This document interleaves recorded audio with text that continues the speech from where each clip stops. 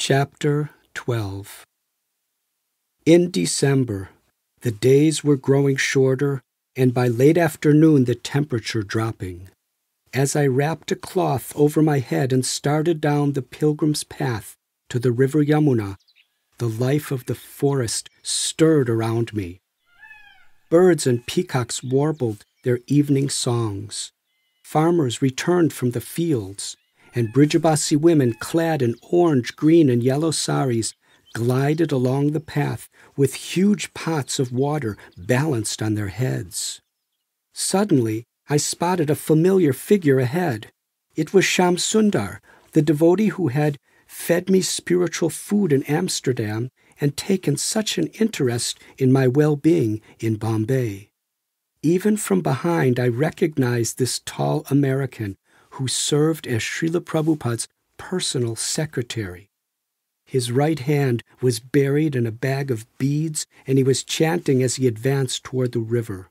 I quickened my pace to catch up and shouted his name. He turned to look, and a smile of recognition flashed across his face. "Ah, Richard, or what do they call you now?" "Some people call me Krishnadas." He wrapped his long arm around my shoulder and pulled me close.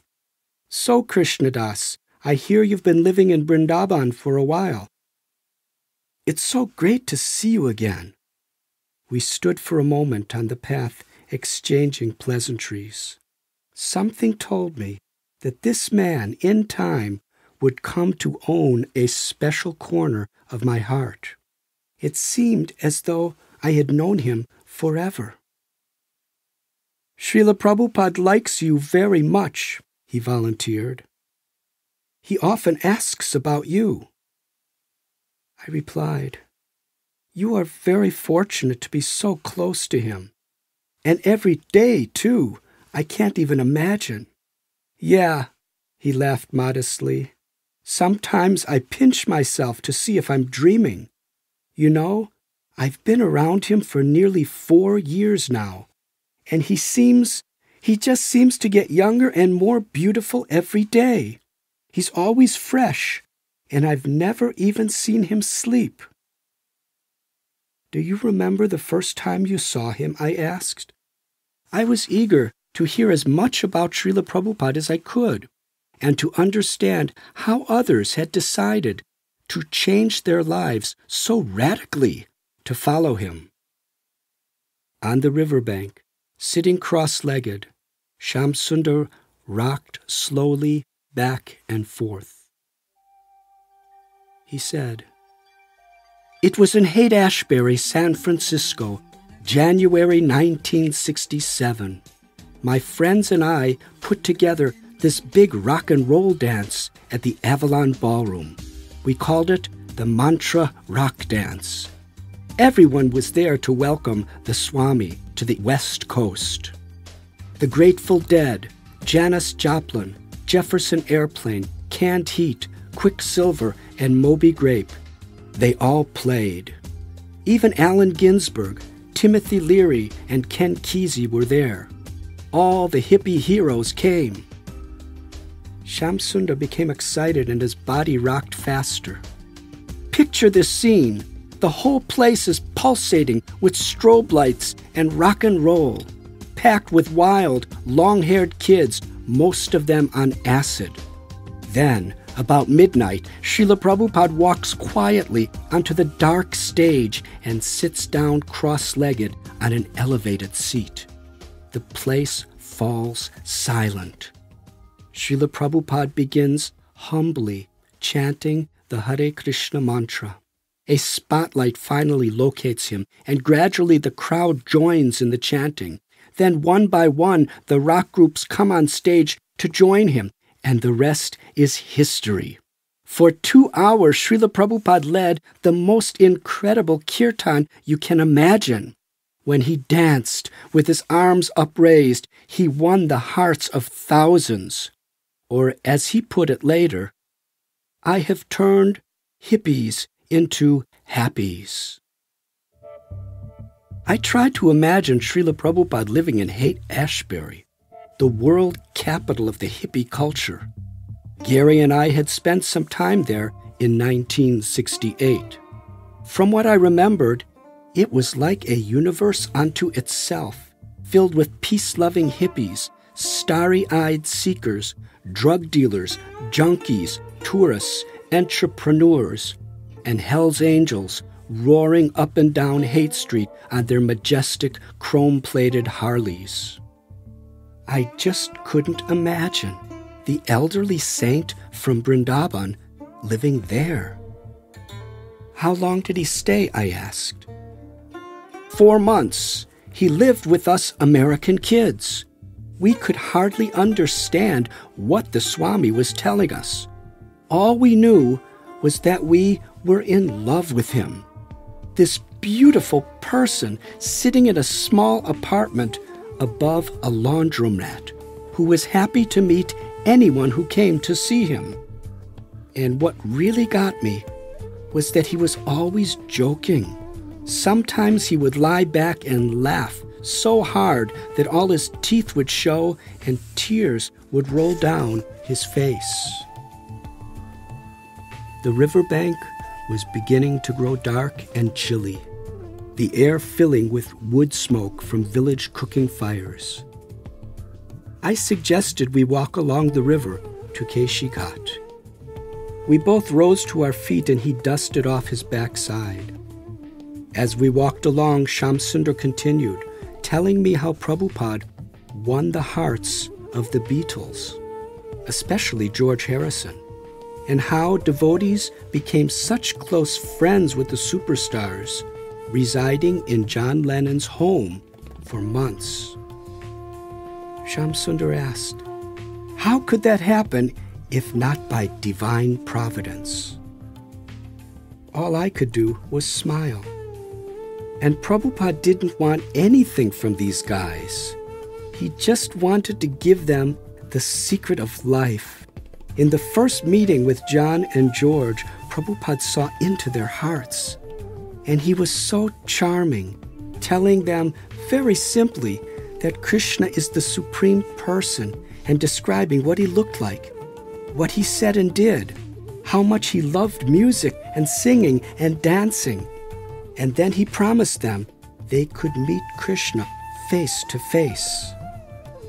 Stopping in my tracks, I couldn't believe I was hearing about the Beatles.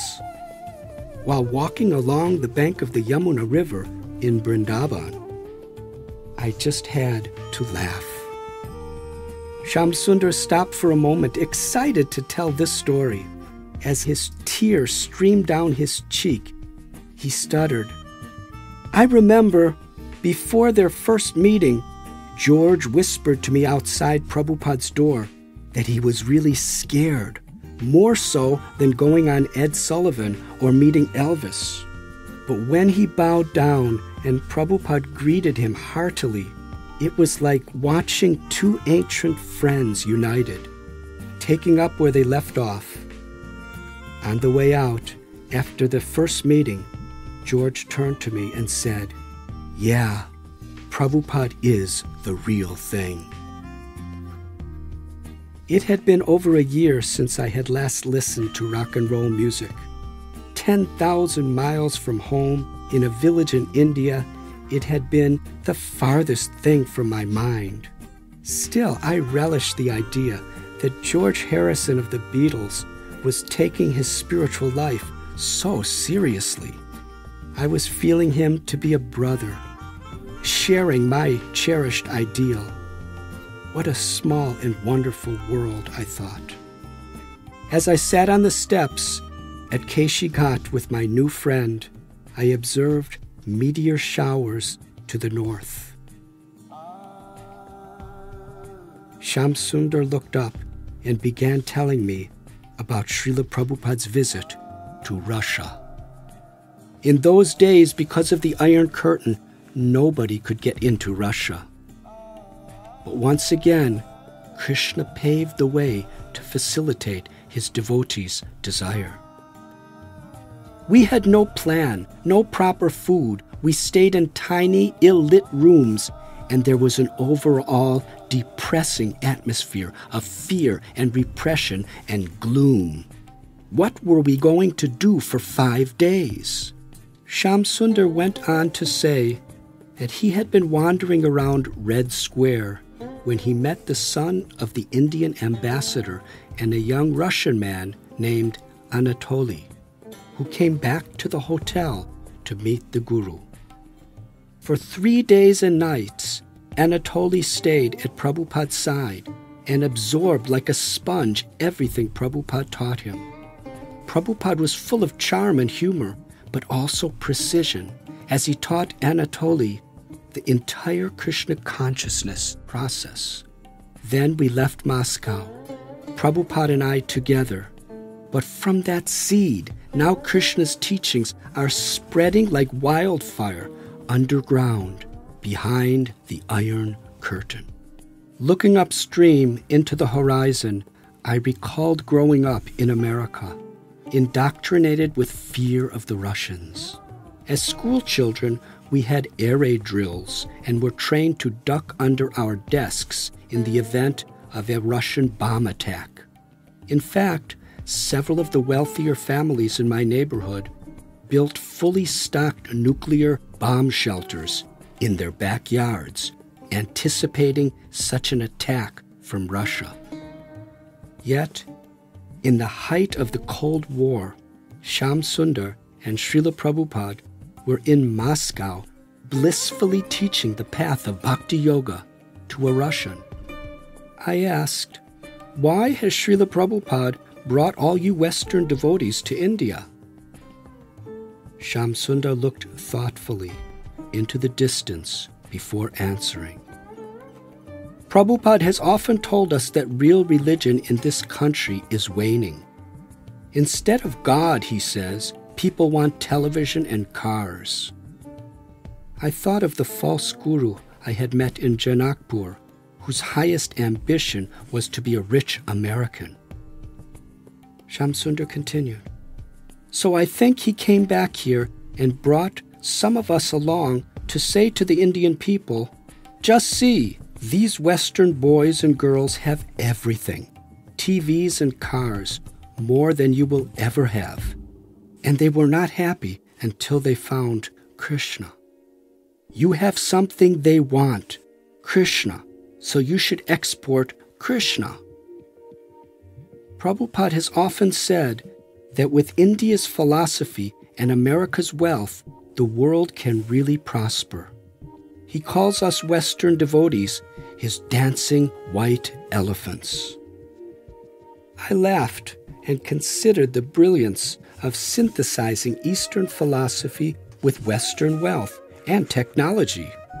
I realized that I had been so immersed in searching for God in my own life that thoughts of how to bring spirituality to others were far from my mind. I asked, "And how are the people of India receiving all of you?" "Here in India, wherever we go, there are festivals of joy to greet us. But sometimes Srila Prabhupada is criticized to the point of death threats for giving initiation to Westerners, ignoring the caste system, or for engaging women in priestly duties." This impressed me. During my travels in India, I had witnessed oppression to the lower castes and women, and it had saddened me.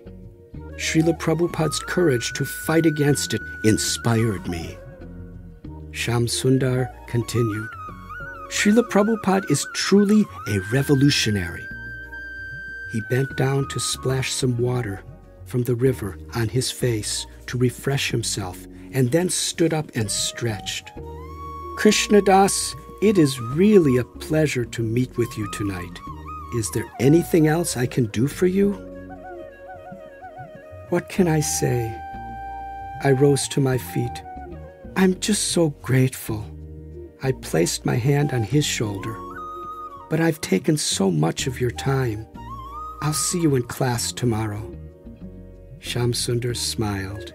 "Thank you, you're right. I had better be getting back." He reached down and took my hands in his. "Srila Prabhupada will be very happy to hear that you and I met." As I watched him hasten away, I felt immense gratitude, and along with that, a sense of blooming curiosity.